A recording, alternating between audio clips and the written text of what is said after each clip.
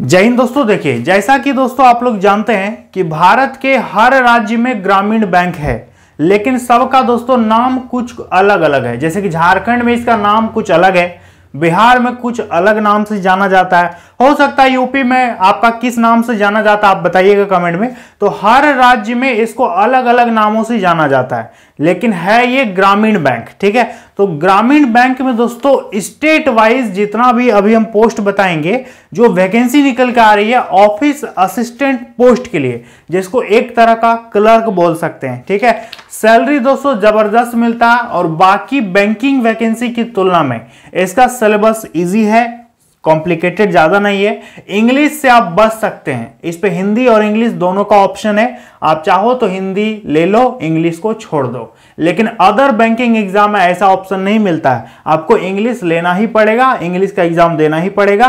और यदि आपका तैयारी नहीं है तो फिर आपका उस पर नहीं होता है। लेकिन इस पे ऐसा नहीं है, यदि आपका इंग्लिश ठीक ठाक नहीं है तो आप हिंदी लेकर के नौकरी ले सकते हो। काफी बढ़िया सीट है। तो इस वीडियो में हम लोग बहुत सारी बातें जानेंगे कि किस किस राज्य में किस किस नाम से जाना जाता है, कैसे क्या वैकेंसी निकलता है, इसका अप्लाई डेट वगैरह सब चीज आपको बताएंगे। और ऐसा वैकेंसी दोस्तों एक साल बाद फिर आएगा, क्योंकि ये वैकेंसी हर साल आती है। तो यदि आप अभी इसका तैयारी नहीं करते हैं तो फिर एक साल आपको इंतजार करना पड़ेगा। तो अभी इसका अप्लाई डेट आ चुका है, फॉर्म भर देना, तैयारी करो और इस बार दोस्तों एक सीट पक्का लेकर के दिखाना है। तो ध्यान दीजिए, हम लोग बात कर रहे हैं ग्रामीण बैंक ऑफिस असिस्टेंट। ठीक है, इसको हिंदी में क्या बोलेंगे, कार्यालय सहायक।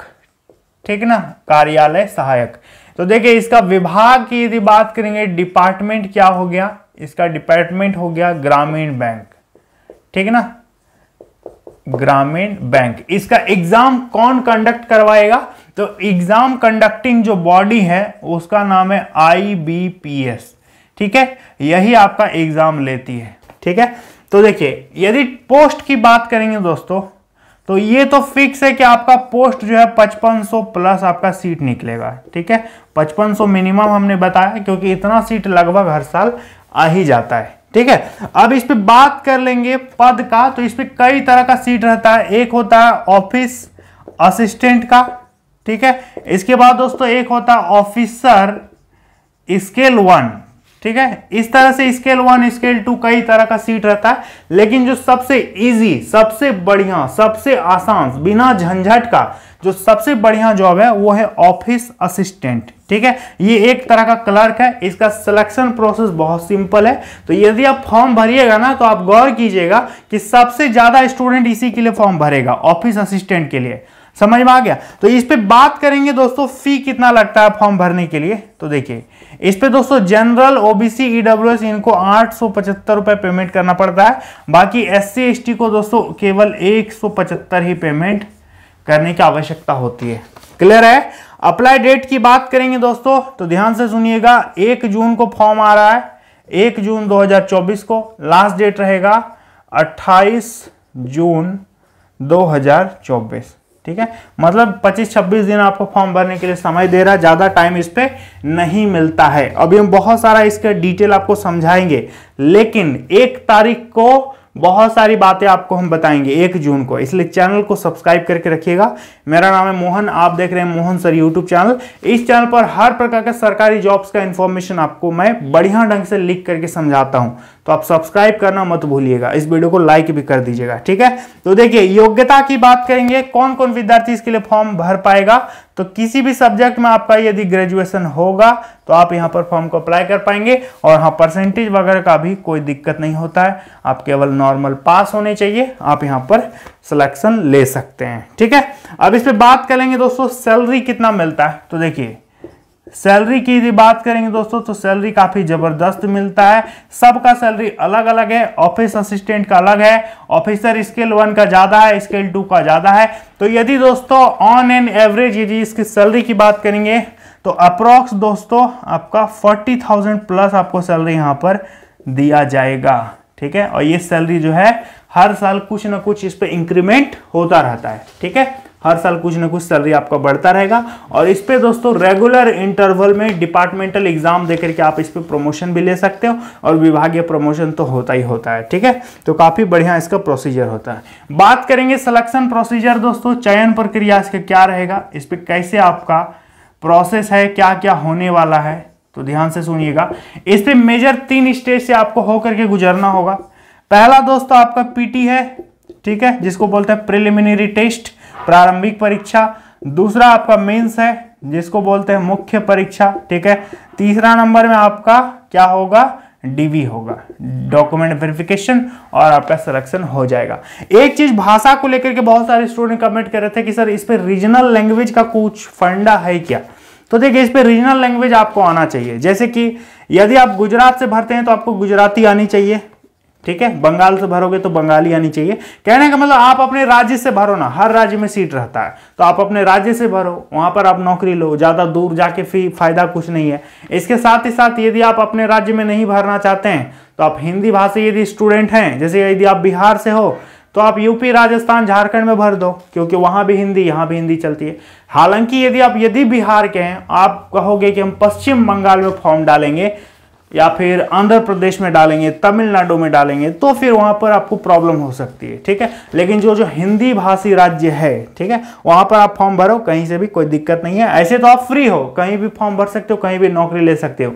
लेकिन जो इस पे लैंग्वेज प्रोफिशिएंसी टेस्ट होता है ना, मत केवल पास करने के लिए होता है, आपका लैंग्वेज का भी जांच करेगा कि आप उस क्षेत्र का भाषा जानते हैं कि नहीं, आप वहां पर काम कर पाइएगा कि नहीं कर पाइएगा, ठीक है। क्योंकि बाकी अदर स्टेट में क्या होता है कि वहां पर रीजनल जो लैंग्वेज होता है उस पर काम होता है, ठीक है। जैसे कि यदि आप बंगाल चले जाओगे तो वहां पर थाने में, आपका ब्लॉक में, आपका डीएम ऑफिस में या फिर बैंक में, सब जगह बांग्ला ही चलता है, लोग ऑफिस में भी बांग्ला ही बोलते हैं, तो आप वहां पर आपको समझने में दिक्कत होगी, ठीक है ना। तो यही सब चीजें होती है। तो देखिए, पीटी की यदि सिलेबस देख लेंगे दोस्तों, इस पे क्या क्या पूछेगा, तो पीटी में आपको केवल 2 सब्जेक्ट पढ़ना है, ज्यादा इस पे टेंशन नहीं है, केवल 2 सब्जेक्ट ही आपको पढ़ना पड़ेगा। और हाँ, अगस्त में एग्जाम है पीटी का, ठीक है, और वो भी डेट भी क्लियर हो गया, 3 अगस्त, 5 अगस्त, 11 अगस्त, इस तरह डेट भी आ गया, कैलेंडर के अकॉर्डिंग आपका एग्जाम ले लेगा। तो देखो, यदि सिलेबस की बात करेंगे दोस्तों, पीटी में क्या क्या पूछेगा,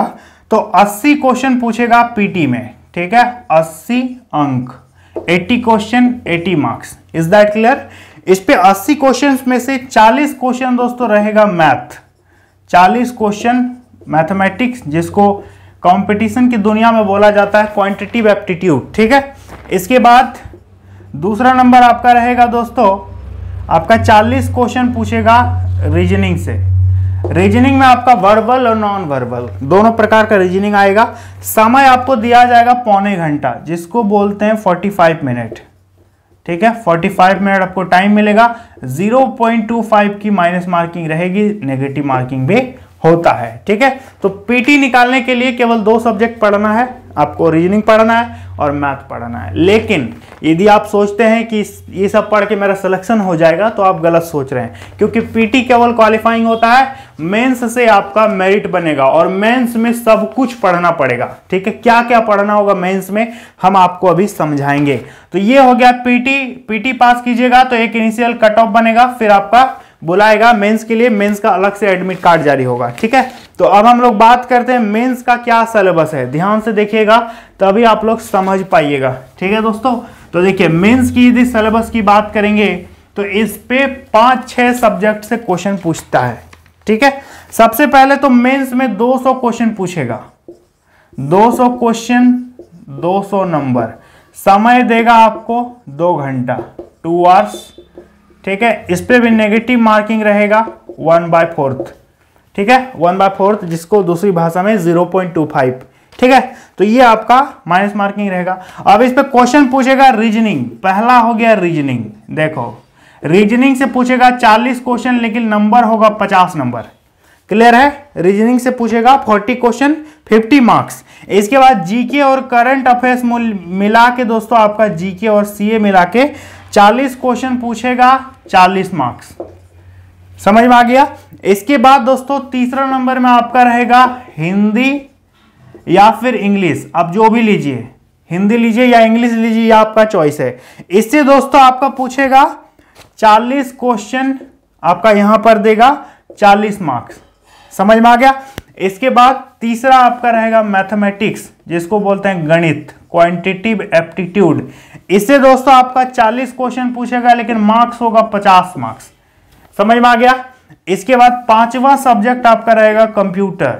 ठीक है, कंप्यूटर से क्वेश्चन रहेगा 40 क्वेश्चन, लेकिन नंबर मिलेगा 20 नंबर। समझ में आ गया?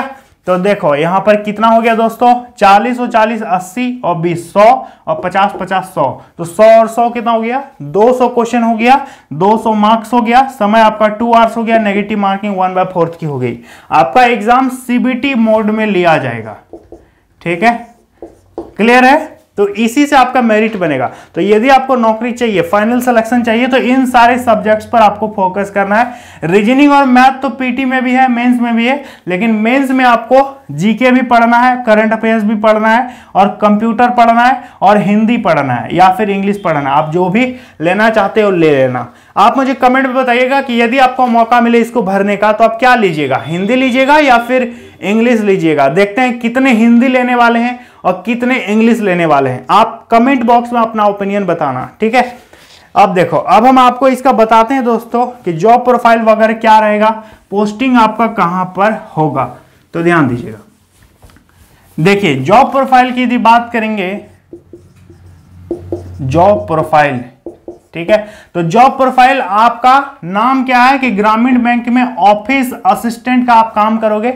एक तरह से इसको क्लर्क भी बोलते हैं। ठीक है, क्या बोलते हैं, क्लर्क भी बोलते हैं। जैसे कि दोस्तों किसी भी बैंक में आप जाइएगा तो वहां पर जो कैशियर होते हैं, ठीक है, जो मतलब कैश का लेन देन करते हैं, इसके बाद ब्रांच मैनेजर होते हैं, ठीक है, जिनके अंडर में पूरा बैंकिंग सिस्टम बैंक में काम करता है। ठीक है, इसके अलावे पैसे की निकासी और लेन देन और ब्रांच मैनेजर के अलावे कुछ लोग ऐसे होते हैं जो ऑफिशियल तौर पर हर तरह का काम करते हैं, उनको बोलते हैं क्लर्क। ठीक है, उनको क्या बोलेंगे, क्लर्क। जैसे कि CHSL पास करने के बाद भी आप क्लर्क ही बनोगे। ठीक है, तो ये दोस्तों सीनियर क्लर्क हो गया, क्योंकि ये ग्रेजुएशन लेवल का जॉब है। तो इससे बेटर वैकेंसी आपके लिए कुछ भी नहीं हो सकता है। अब हम आपको बताते हैं कि आपकी पोस्टिंग कहां पर होगी। देखिए, तो पोस्टिंग की बात करेंगे दोस्तों, तो ये आप पर डिपेंड करता है कि आप किस राज्य से फॉर्म को अप्लाई कर रहे हैं। यदि आप बिहार से फॉर्म को भर रहे हैं तो आप जाहिर सी बात है कि आपका बिहार में नौकरी मिलेगा।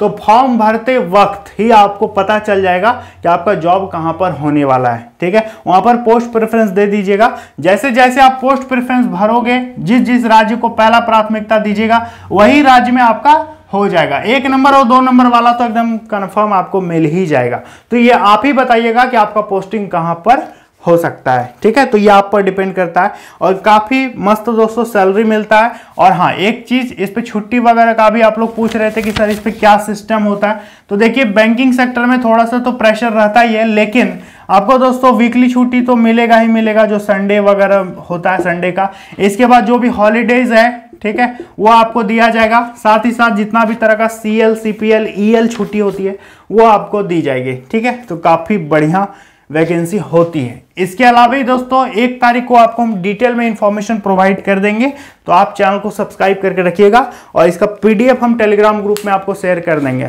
तो वहां से भी ज्वाइन कर लेना। टेलीग्राम चैनल का भी नाम है मोहन सर के नाम से, आपको डिस्क्रिप्शन में मिल जाएगा। ठीक है, तो आई होप आपको मैंने बढ़िया ढंग से सब चीज़ समझा दिया है। इसके अलावा यदि आपको लगता है कि सर इस टॉपिक पर वीडियो बना करके इस कॉन्सेप्ट को क्लियर कीजिए, देन यू कैन कमेंट। ठीक है, तो आप कमेंट में बताना। चलो मिलेंगे अगली वीडियो में, धन्यवाद।